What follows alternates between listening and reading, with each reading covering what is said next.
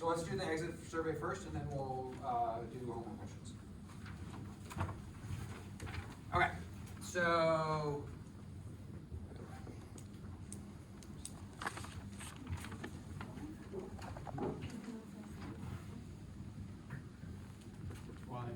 okay, so we want to find the slope of the tangent line of this implicit equation.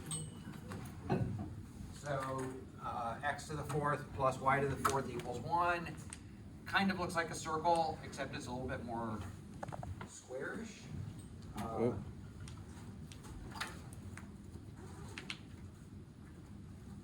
it kind of looks like this.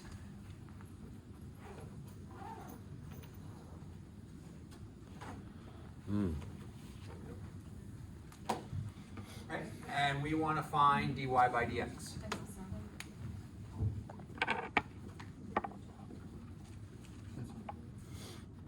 Okay. So we're just going to take the derivative of the whole equation. What's the derivative of x to the fourth?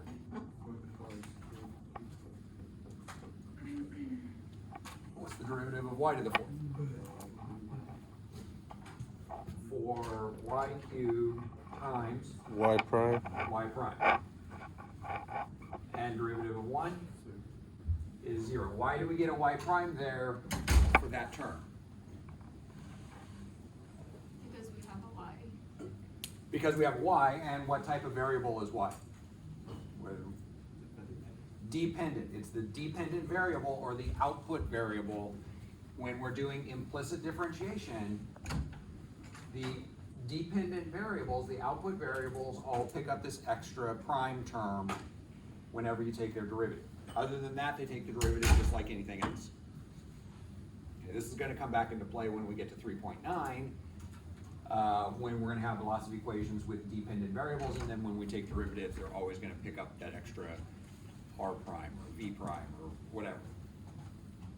Okay, so now what do we want? Yeah, so our goal now is to solve for y prime. And so what we do is first we subtract the 4x cubed over to the other side.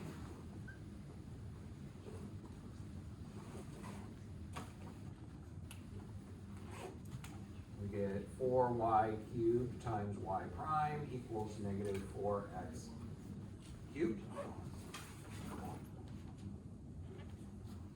And then what? And we divide.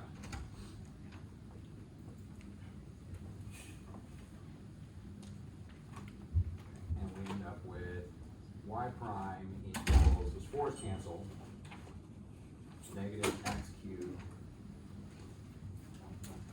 over y. Okay? We could have done it without simplifying, right? The last part? Without canceling the 4's? Yeah. Yeah. But you do have to get the y prime by itself. Right. All right, any questions here? Okay, so now what I want you to do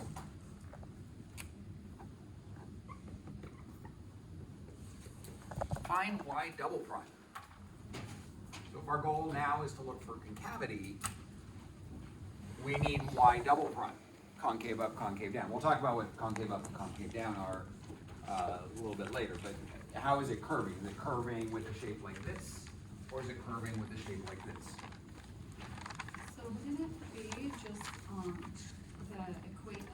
quotient rule then, since it's x divided by y, right? Does everybody agree with that? That we're just gonna do the quotient rule on this? Yeah, we just need to take another derivative, just do the quotient rule, this negative sign, just put it up here at the top with the x cubed.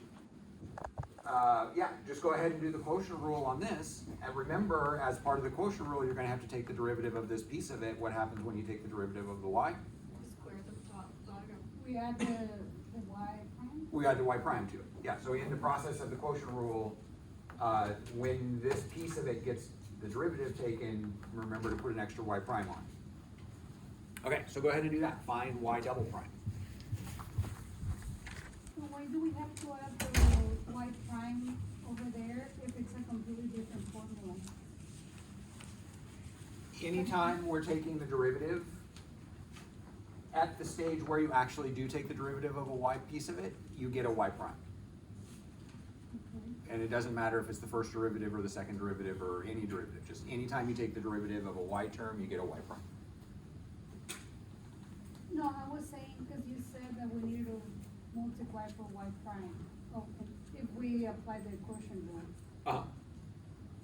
do we have to add a y prime like how we do it there?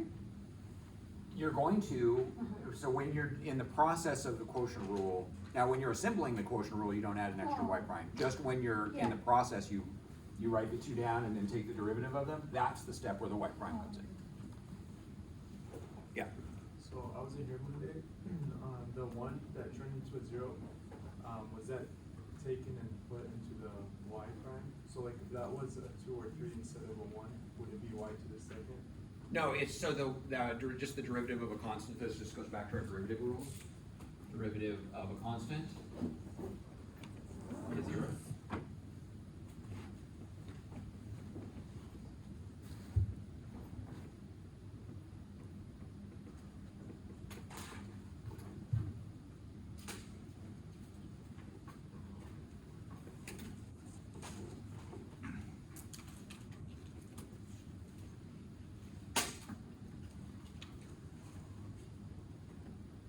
The derivative of one is-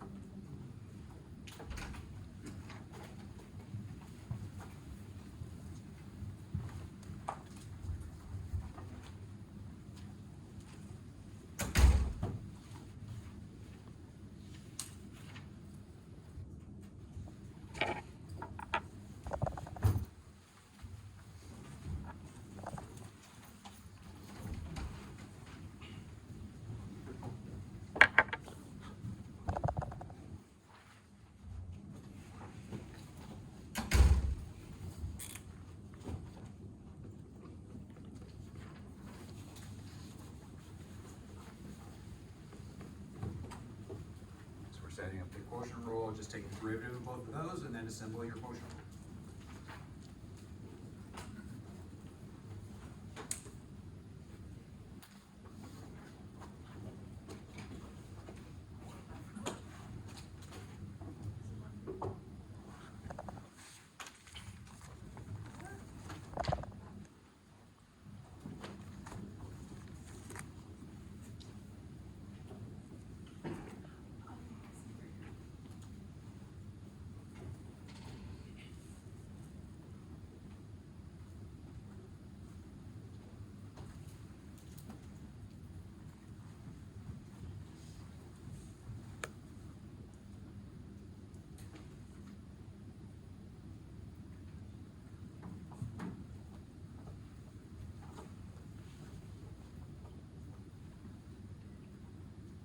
Okay, so what's the derivative of negative x cubed? Negative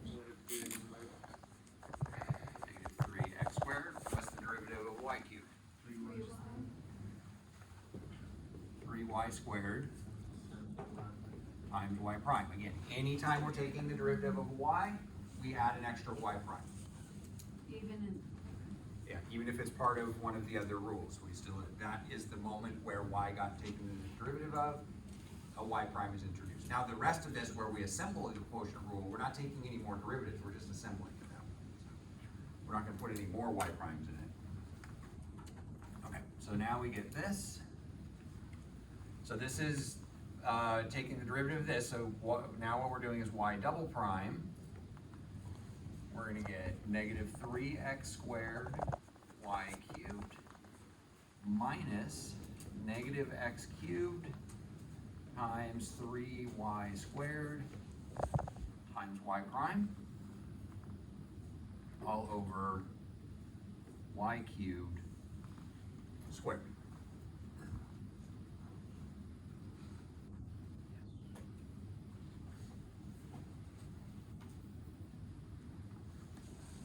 Questions about this?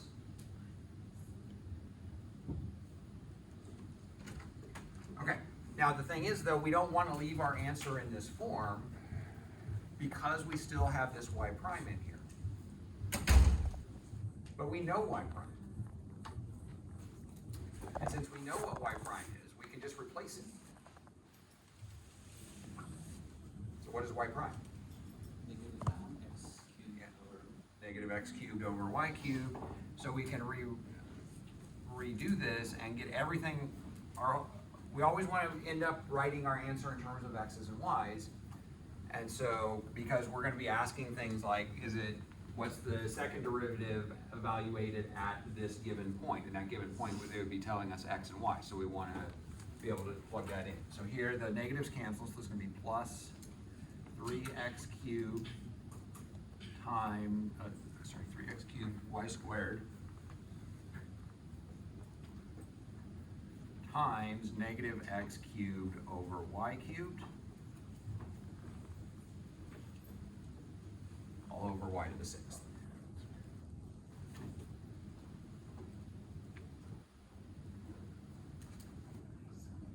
Okay, so this is the, so I say it, you don't ever have to simplify. This is, you have to get to this point though. You have to replace the y prime with what it is to get it back in terms of x and y. You don't have to do any more simplifying after this though, yeah. Where do we get the 3x cubed from in the last term? 3 x cubed. Oh, I am gonna do some simplifying here, but you don't have to do any more simplifying here. So first off, this cancels with both of those.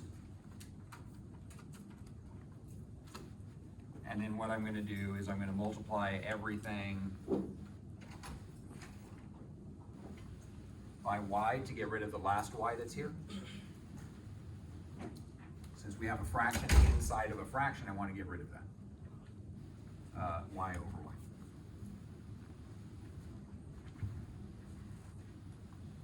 Okay.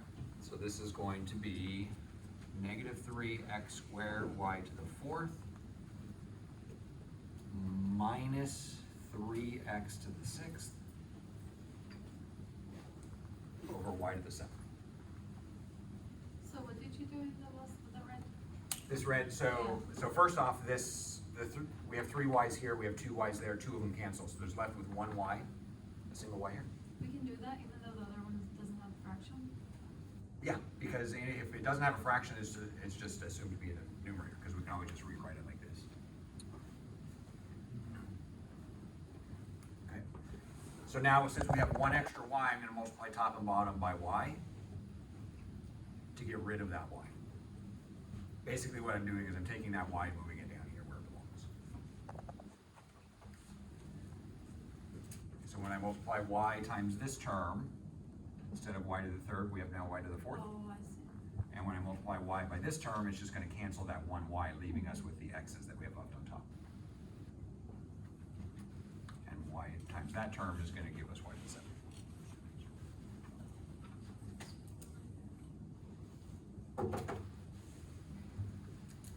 And the one that's over 1, there's nothing to multiply because you canceled it, right? The y squared we canceled, and then we just have x cubed times x cubed, gives us x to the 6th.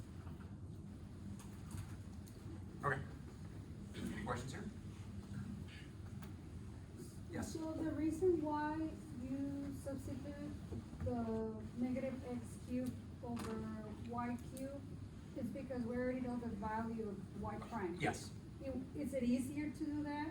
It's not easier, it's just we want our answers back in terms of x and y, if at all possible, and it is possible. It's easy to do, because we know what y prime is. You don't have to do the simplifying part of it, but you do have to replace the y prime. To get rid of To get rid of the y the prime. Yeah, and we want everything in our answer in terms of x and y. And why would we have to, like in this case, multiply by 1, which is y over y? What's the purpose to do that? My purpose was to get rid of this y. Anytime you have a fraction inside of a fraction, you can always simplify it, the complex fraction. We did that back when we had limits too, but we would multiply by the least common denominator, Just to simplify. just to simplify it. How did you get 3x to the 6th? 3 x cubed and x cubed.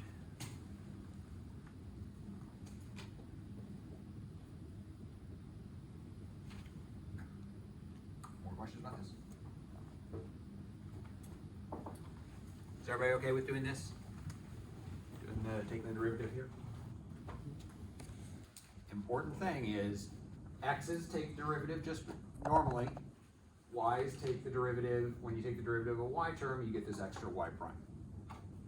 And then once we've done that, we want to gather all our y primes together, move everything else to the other side, factor out the y prime, and divide to solve for the y prime. In this case, we didn't have much solving to do, but we saw some last time that were a little bit more complicated.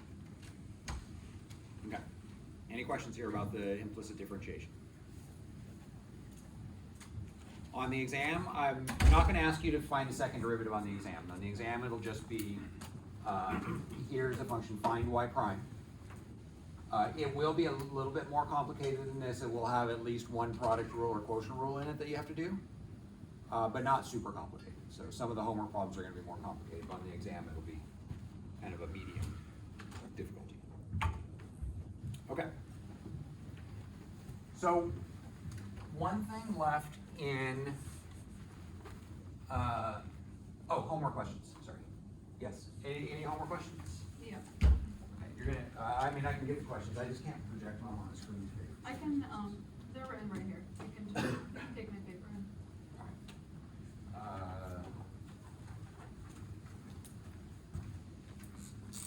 Yeah, these two, and the one on the back is a bit more complicated. This is 3.3, y, number 2.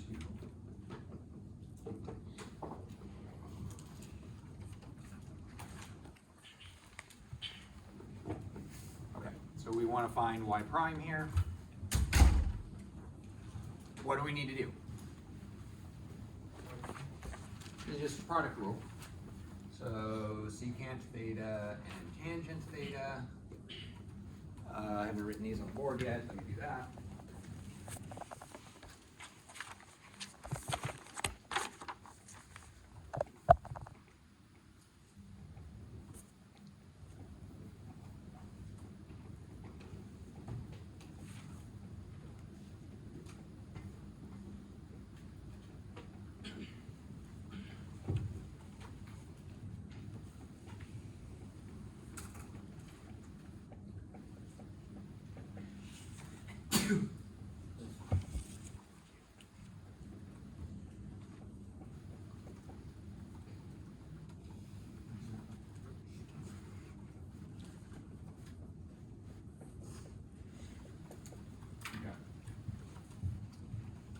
So derivative of secant theta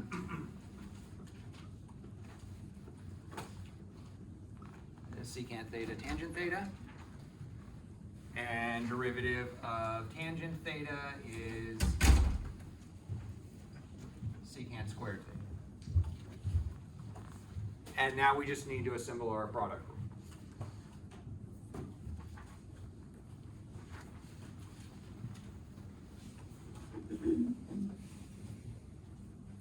Okay, so this one we're going to get secant theta tangent theta times tangent theta plus secant theta times secant squared theta.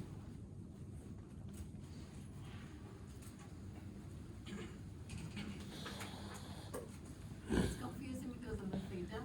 Instead of x? Yeah, X or without, all the stuff we've been using, but it's confusing. You just have to get used to it. We're going to do a lot of stuff with thetas forward, so. Make sure that's what I was asking, because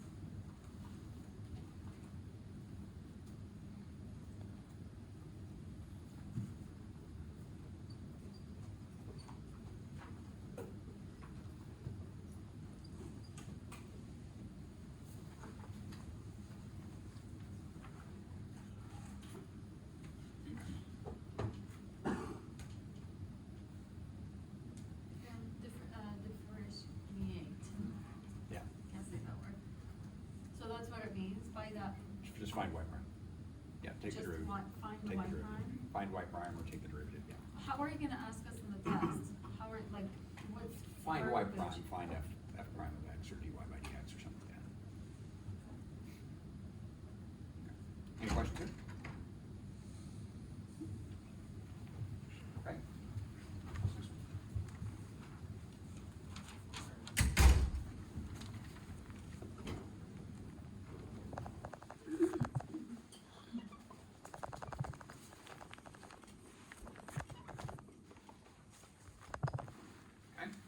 So what are we gonna do here? We're gonna use the quotient rule, right? Quotient rule, uh-huh.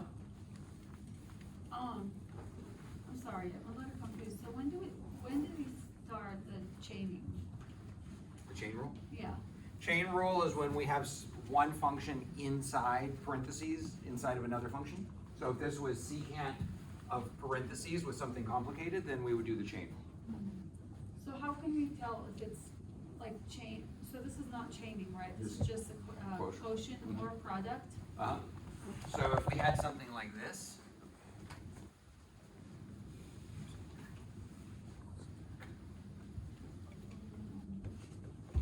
something like that, where we have, so secant is our function, Yeah, and then we have another complicated thing inside of those parentheses. When you see something inside parentheses like this that's complicated, probably gonna be a chain.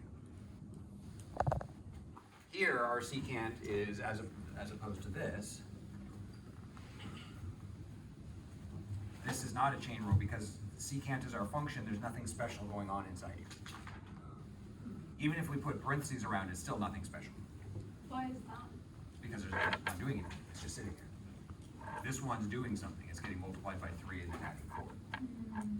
This one's doing something to the variable before we get to the secant function. Okay. This one, nothing happens to the variable, it directly goes into the secant. If there was a 3 in it, would that make it, If there was like 3 here, yeah, yeah. would that be chain rule? Yes, Yeah, because something happens to the variable before we can pull out the calculator with the secant function. before or after, right? That, right? No, it has to be before, so something happens to the variable before we plug it into this function. Now over here, nothing happens to this theta before we plug it into the function. Now, after we plug it into the function, we add 7. And after that, we divide. But that's not chain rule. Chain rule has to happen, something has to happen to the variable before we plug it into the function. Yeah. And so if that was, let's say that variable was in like a square root, would that be something happening to the variable before? Yeah, so the square root is our big function. And is something happening to the variable before we evaluate the square root? So if it was like secant square root of 3x plus 4, that would be a chain rule. Yeah. Mhm. Okay. Yeah, that would be more chain, that'd be 2 layers of chain rule, because we have to do something before the square root, and then we have to do the square root before it goes into the secant. So the previous example, if you just erased, was that the chain rule? The one that it's like the negative x cubed, y cubed? Oh, this one was this negative Well, x cubed over y cubed? yeah, Okay, we were finding. so this is a product rule. Uh-huh. There's not a chain rule involved. Now, technically, this is a chain rule because the y is f of x, so this is f of x cubed, so the cubed is the outside function. We plug in the x to get the y, and then we do the cubed on it. So technically, this is a chain rule. Anytime we do implicit, that y prime comes from the chain rule, but it's kind of a hidden chain. Because it's the second derivative, right? Well, because it's just implicit, that's just kind of how the y's work in implicit. Okay, but here's just a quotient rule. So secant theta, 7 plus secant theta. What's the derivative of secant theta? Secant theta Secant theta tangent theta. And over here, the 7 goes away, and this is also secant theta tangent theta. Okay, so we're going to get secant theta tangent theta 7 plus secant theta minus secant theta tangent theta over 7 plus secant theta squared.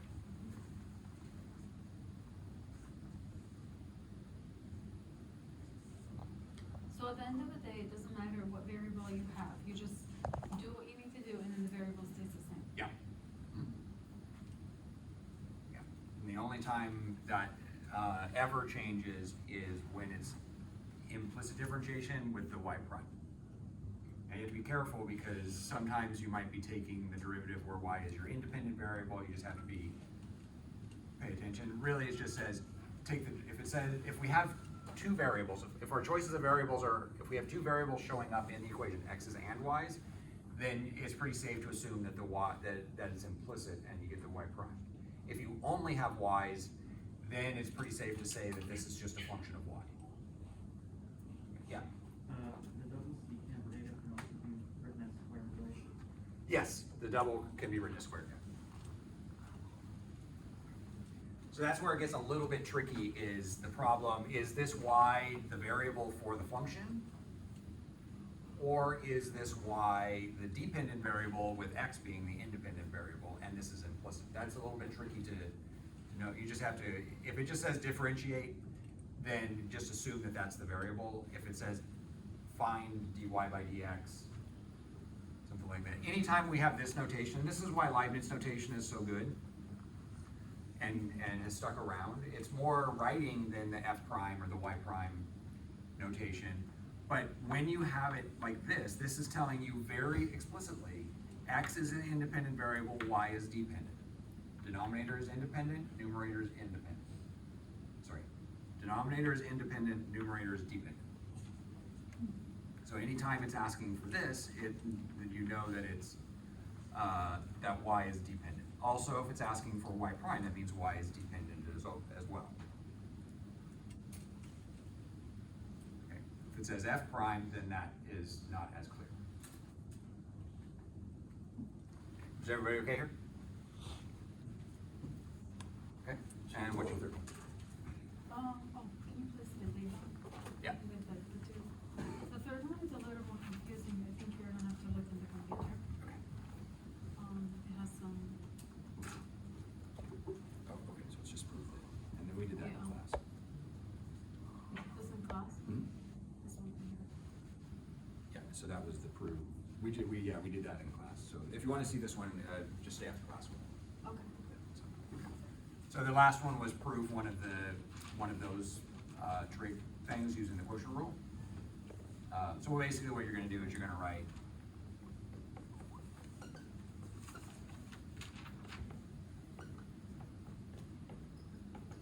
it like this, cosecant x is 1 over sine x, and then just do the quotient rule. Okay. And so we did these in class, so I'm not going to go over this again, but if you want to see this, I can do it right after class. And, we can go through that if you want. Okay, any other questions from homework? Okay, so the last thing out of 3.5 is finding the derivatives of the inverse trig functions.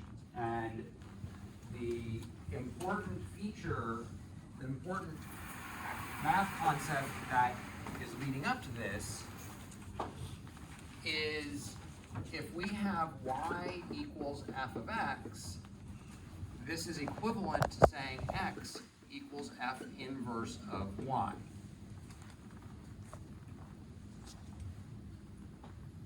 Okay, if we want to swap the roles of the variables, we can do that by using the inverse function. Does that make sense, everybody? And it works in reverse. So if y equals f inverse of x, this implies that x equals f of y.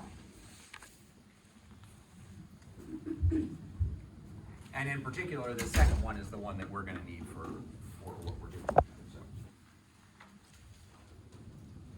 Okay, and this is just a general property of inverse functions. It's specifically how they're defined. And so we have a few inverse functions that we're going to want to find the derivative of. In particular, inverse trig functions.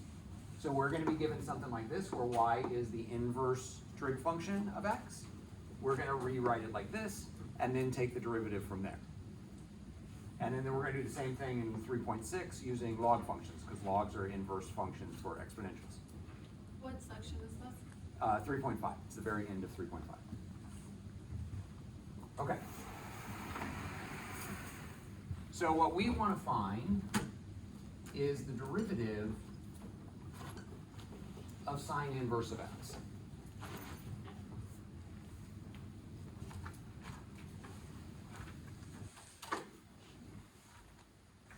Okay. And so what we're going to do is we're going to apply that property there.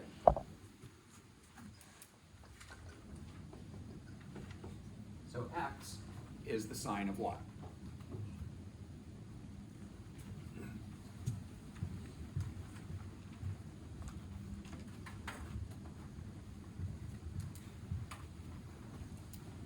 Okay, now from here, what we're gonna do, and this is why we had to wait until 3.5 to do this, y is still the dependent variable. What we're gonna do is we're gonna take the derivative of this implicitly. So x is independent, y is dependent. What is the derivative of x? 1. What's the derivative of sine y? So it's y times y prime. Cosine. Cosine y. So derivative of sine is cosine times y prime. Is everybody okay there? So why do we keep multiplying for y prime, y prime? Because it's the dependent variable. So the reason is what we're really doing is we have this that we're taking the derivative of, and we're applying the chain rule to it. So derivative of sine is cosine of our junk times the derivative of our junk. Does that make sense? Okay. Now that's y and that's y prime. So I have a question. Yes. So if the case was opposite and it was y equal sine x, then we don't have to do that because y is independent. No, so y is always, I mean, in this sense, y is always dependent. But if this was y, so here, if we took the derivative here, derivative of y is 1 Yeah. times y prime. So it would be y prime equals something. So, but in there it's independent. Why are we doing that? Y is dependent. X is independent. And what about on this side? Same thing. All we did was apply algebra to the function. We haven't changed the role of the variables. We still have a graph that looks like this, where this is x, that's our input, this is y, that's our output.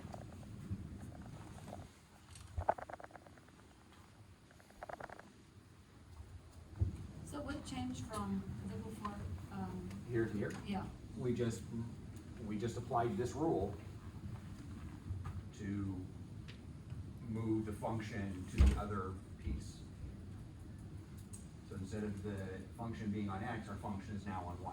But x is still independent, y is still dependent. In both of these cases.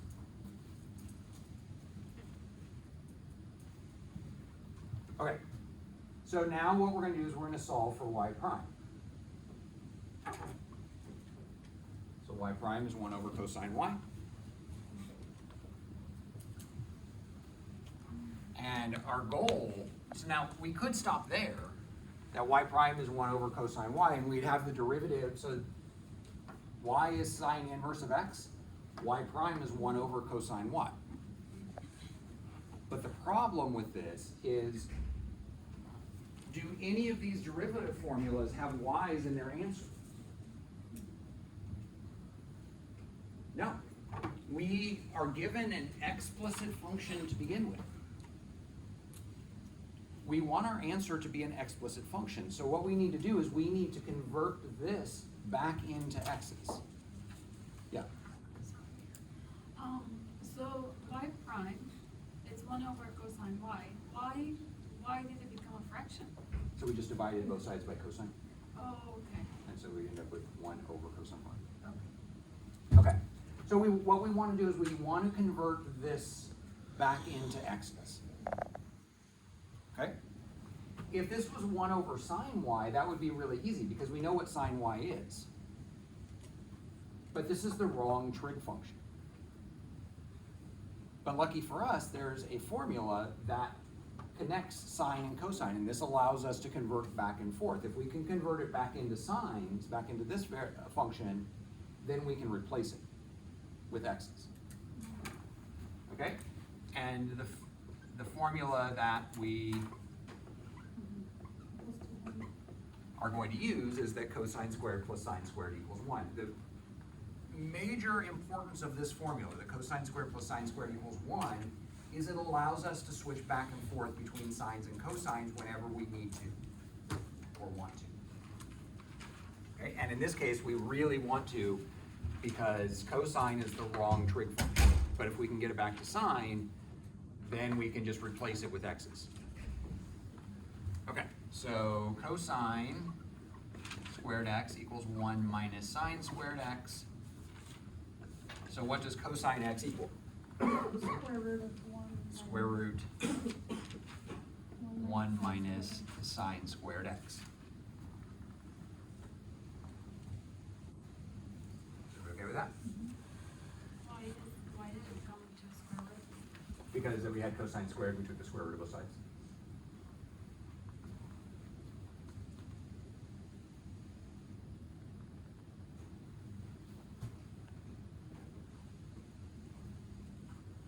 Oh, and then x equals inverse cosine, right? And then everything. Okay, is everybody okay there? Yeah. So we're taking it from implicit form back to explicit form. Yes.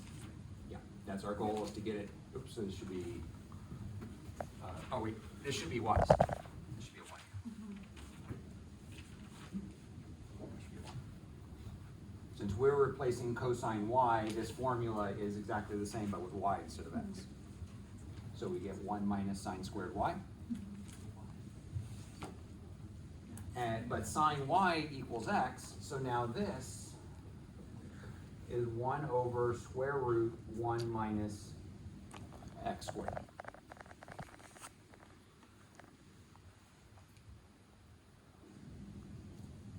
And now we have it back in an explicit form where these only have x's in it, there's no y's left over.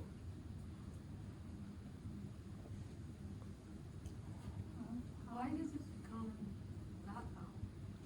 It's just what it is, because we have sine y is x, so sine squared of y is just x squared.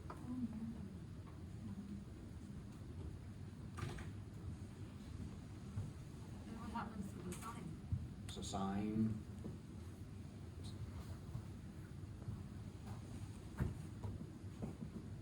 y equals x. We just square everything. So sine squared y equals x squared, so we just replace it.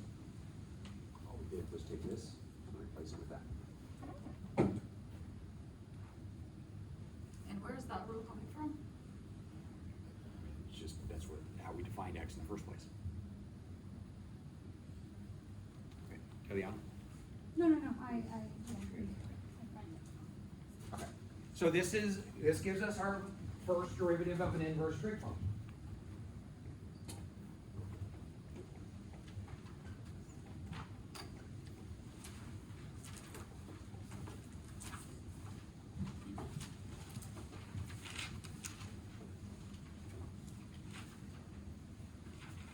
Okay.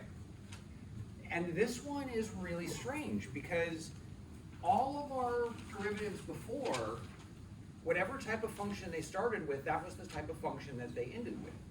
So when we had polynomials, derivatives of polynomials are still polynomials. Exponentials, derivatives of exponentials are still exponentials. Same with square roots. Same with all the trig functions. But when we take the derivative of an inverse trig function, we get an algebraic function that has square roots in it. And this is the first function that we've seen where the type of function changes when we take the derivative. And this is actually going to be really important in too, because these are going to be really hard to work with sometimes, but when we take the derivative, this is going to be a little bit easier to work with because it's algebraic functions tend to be a little bit easier to work with than trig functions, or definitely inverse trig functions. Okay. Any questions about this? I'm not going to ask you to redo this. All we're doing is every time we want to write something new on the board over there, we have to go through a complicated process to figure out what it is that we need to write. Once we have it, we can use it. Okay, so let's go through all the other 6 trig functions. Okay, so if we have y equals cosine inverse of x, we're gonna do exactly the same process from start to finish, except for anytime we see sine, we're gonna replace it with cosine, anytime we see cosine, we're gonna replace it with sine, basically. Okay, so if y equals cosine inverse of x, what does x equal?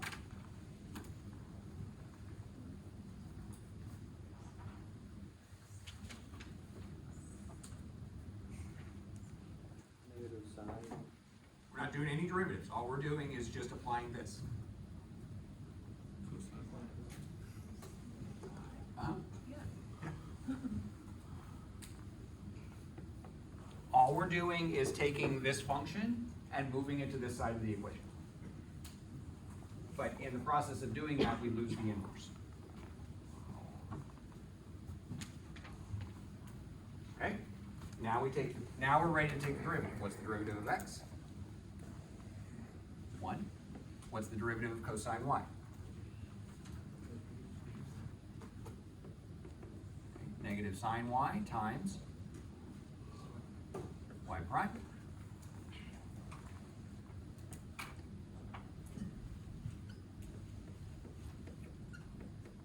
And so we get that y prime equals negative 1 over sine y.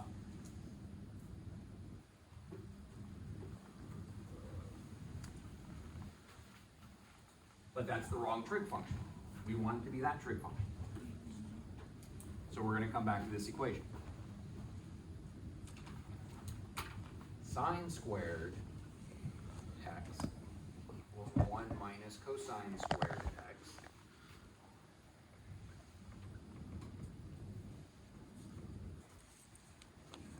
And so sine x equals the square root of 1 minus cosine squared x.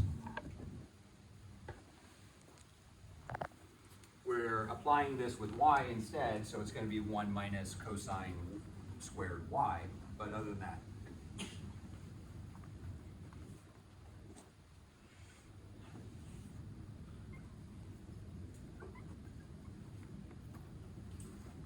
Okay.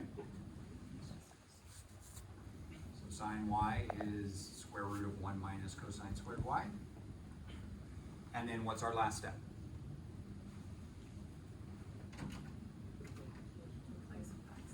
We're going to replace it back with x. And so this is going to be y prime equals negative 1 over square root 1 minus x squared.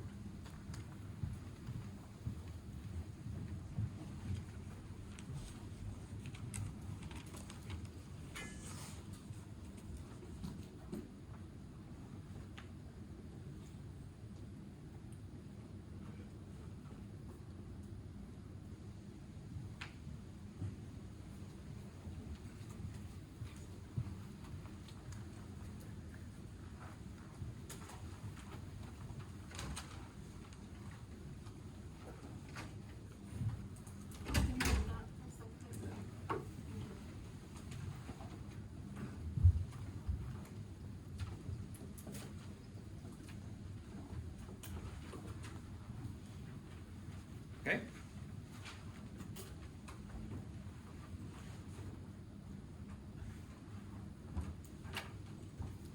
So now we're going to do the same thing with tangent inverse of x. Basically, we're going to go through all 6 of the inverse trig functions. What's the first step here? X equals tangent y. X equals tangent y.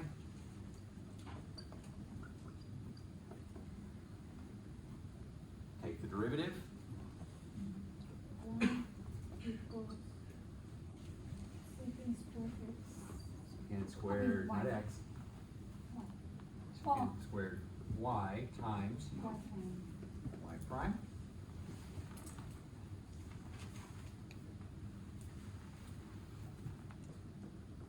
So y prime is 1 over secant squared y. And conveniently enough, we have a similar equation that connects secant and tangent. So we can convert back and forth between those.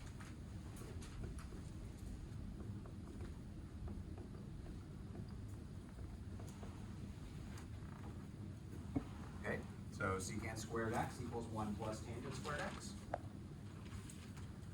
Now, in this one, we don't even need a square root. We can just replace it directly here.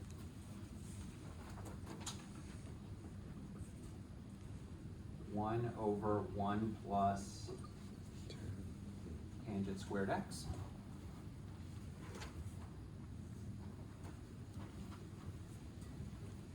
Sorry, not x, this is y.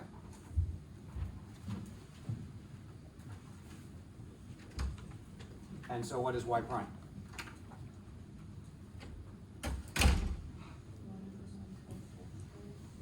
One over 1 plus x squared.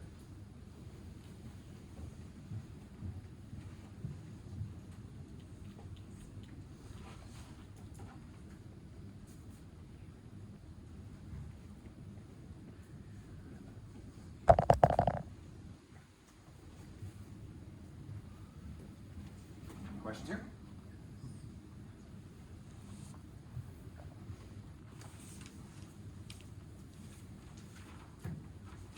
This one I'm gonna let you guys do on your own. Okay. In the process of this, you're gonna need this trig identity.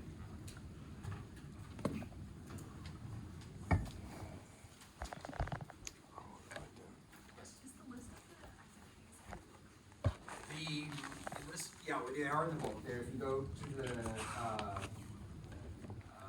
can't bring it up on the screen. No worries. But if you go to the table of contents, down to the very bottom, there's like, says like formula pages or something. They're all listed. Yeah.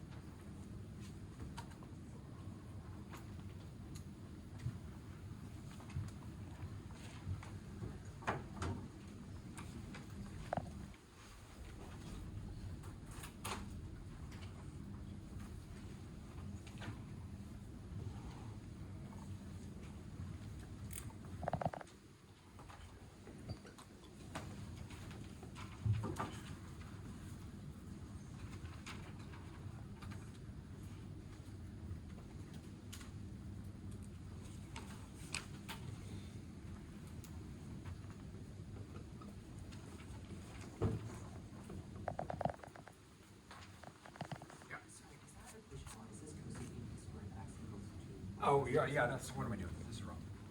Let's go change it. Thank you. Cosecant squared x equals 1 plus cotangent squared x.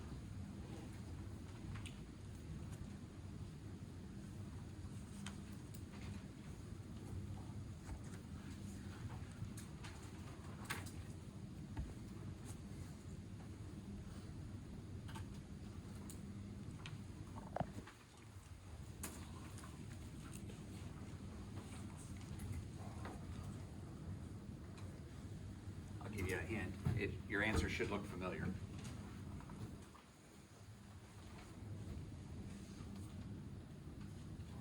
Should look familiar here.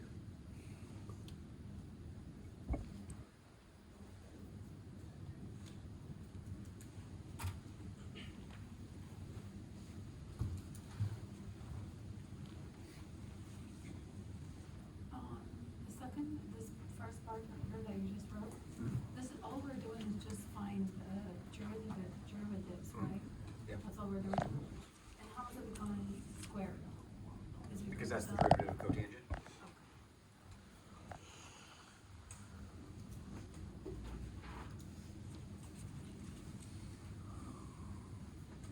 And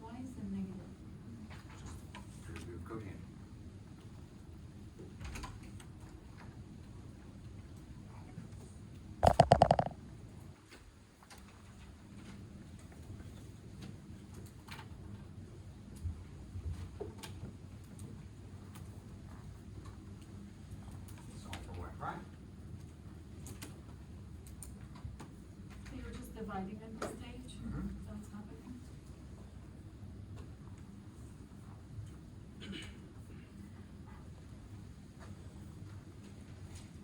And then we apply the trig identity.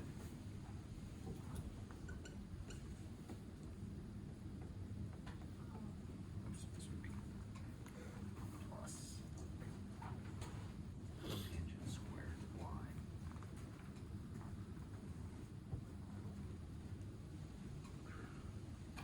That's just coming from this list.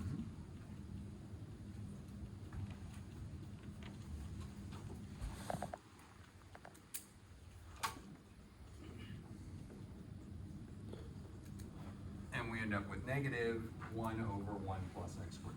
Any questions about this one? So this, the x, if that was, let's say t, it would be t squared? The last Yeah, number? if this was a t, Yeah, yeah, then this would be t squared. okay, so that's where it's coming Yep. from. Okay, thank you.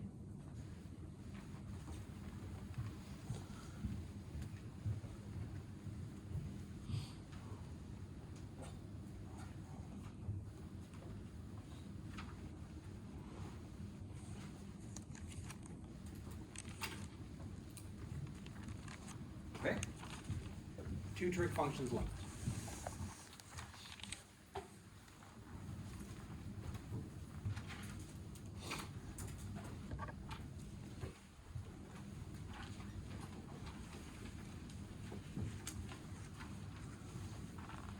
Okay, so I'll have you guys lead me through this one. What are we gonna do first? How are we gonna rewrite this? So secant inverse over there. So x equals secant of y, secant of y. and then 1 equals, So right there. All I did was move the secant over to the y instead of on the x. Take the derivative. secant y times y times y prime. Okay, so secant y tangent y times y prime.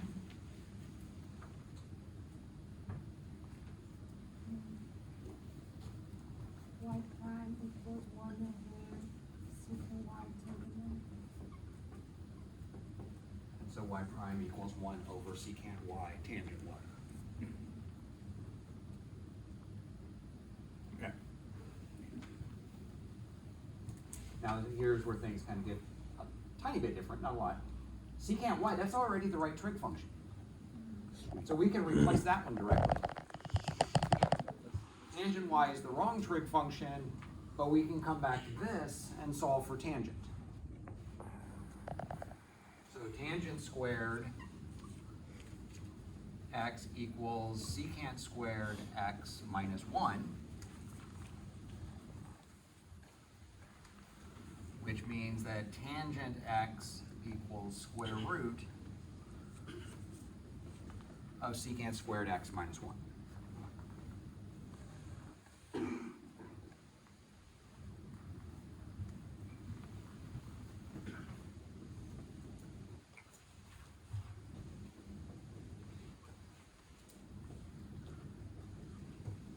So we're replacing tangent y, just this piece, with that square root.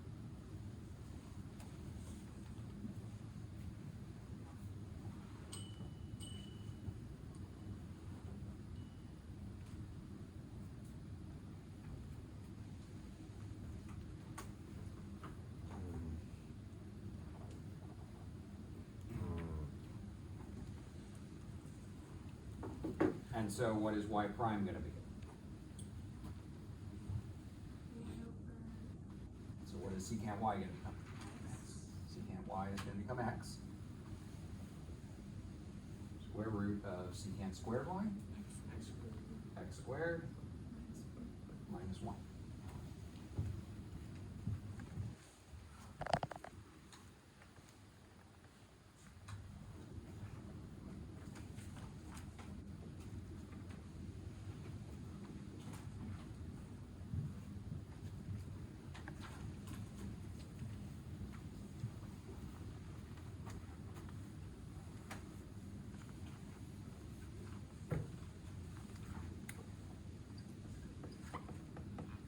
guys go ahead and go through this one.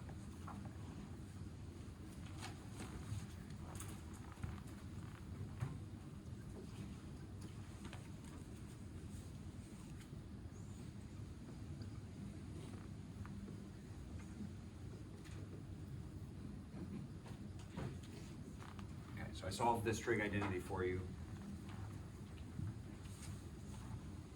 Before you guys get to the end, what do you think the answer is going to be? Same but negative. So notice the pattern that we're developing over there. So the conjecture is that this one is going to be the same as this one, except negative. So go ahead and work through it and see if that is in fact what you get. Why would we be able to say that, to tell that? So when we did sine and cosine, notice they're exactly the same, except cosine has a negative. Tangent and cotangent are exactly the same, except cotangent has a negative.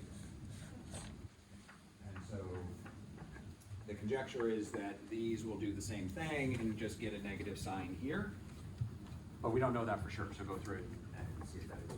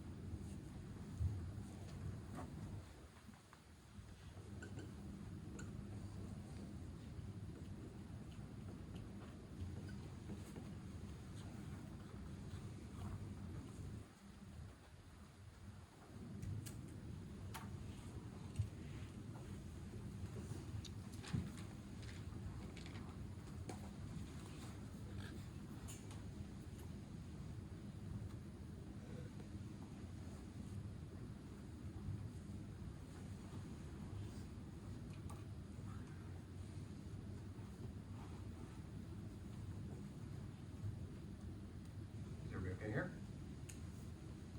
So we flipped the equation around, took the derivative, solved for y prime. Now we need to replace the cotangent because that's the wrong trig function, and that's just going to get replaced there.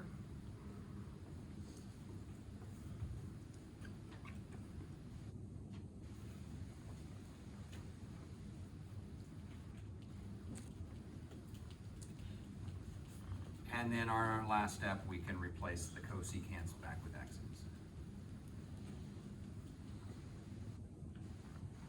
And we do in fact get the negative of the secant.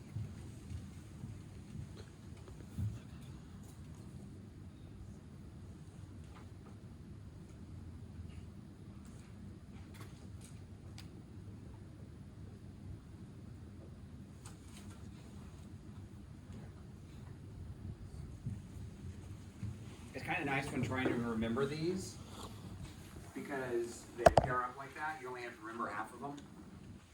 And then the other half you just get for free by throwing a negative sign in front. So what happened in the second to the third? From here to here, No, from here to here. yeah.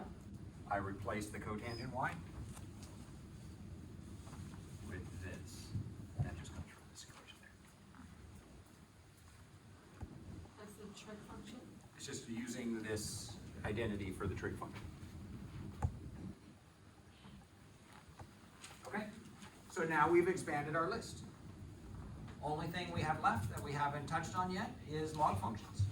And then every single function that we normally work with, we will have a derivative for. Okay. Log functions, since they're inverse of exponentials, they're gonna follow this same process, and it actually is a lot easier for the log functions than it is for the exponential, than it is for these inverse trig functions, just because we don't have to do these trig identities in them. But the idea is gonna be the same. Any questions here? Yeah. I thought cosecant inverse was just secant, right? Can we use that as a shortcut? Cosecant inverse is Isn't that just cosecant? No, cosecant inverse is not the same as secant. So cosecant x is 1 over sine x. But this inverse function does not mean 1 over. Normally when we see an exponent of -1 or something, that means 1 over that. But when we're talking about inverse functions, that is not what it means. Another way that we could have written all of these is, so we could have written this as y equals arc cosecant x. This form, this makes it more clear that this is the inverse. When you see that arc there, it's the inverse function. Makes it more clear, but for inverse functions, this is the notation that we usually use when we're talking about inverse functions. And I agree that it's not the best notation because it looks like 1 over f, or 1 over cosecant, or 1 over sine, or whatever, but you just have to recognize the difference between the two. And most of the time, it's just in context. You have to. Okay, any questions? Okay, so that's it for 3.5. Let's go ahead and take a 10-minute break. We'll come back at 10:50. And then we will move on to 3.6, and we will add our last